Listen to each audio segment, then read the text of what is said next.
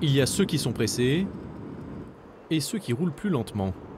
Chaque jour, on croise des trottinettes sur la route ou les pistes cyclables.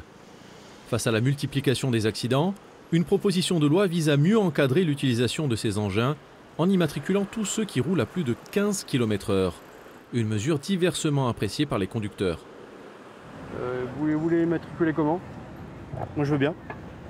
Petite plaque? Pourquoi pas, s'ils veulent. Ça ne me dérange pas. Je vois pas ce que ça va changer, à part taxer une fois de plus encore le contribuable, parce qu'il faudra le payer et pourquoi pas mettre aussi un contrôle technique pour la trottinette, quoi. À Nice, en juin dernier, un enfant de 5 ans perdait la vie, renversé par une trottinette.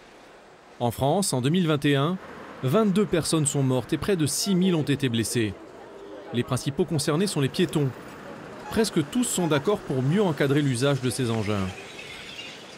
Ah oui, moi je pense que c'est une bonne chose parce que c'est tellement dangereux. Déjà, il n'y a aucune sécurité. On a vu aux informations de jeunes qui sont morts sur une trottinette. C'est quand même dangereux en ce moment. On voit beaucoup d'accidents. Et donc c'est une très bonne chose. Je vote pour.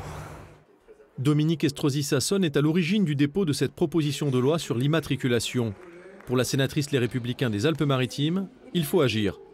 Il est impossible de pouvoir retrouver le conducteur d'une collision, a fortiori dans le cadre d'un délit de fuite empêchant un éventuel dépôt de plainte ou une demande d'indemnisation auprès de l'assureur.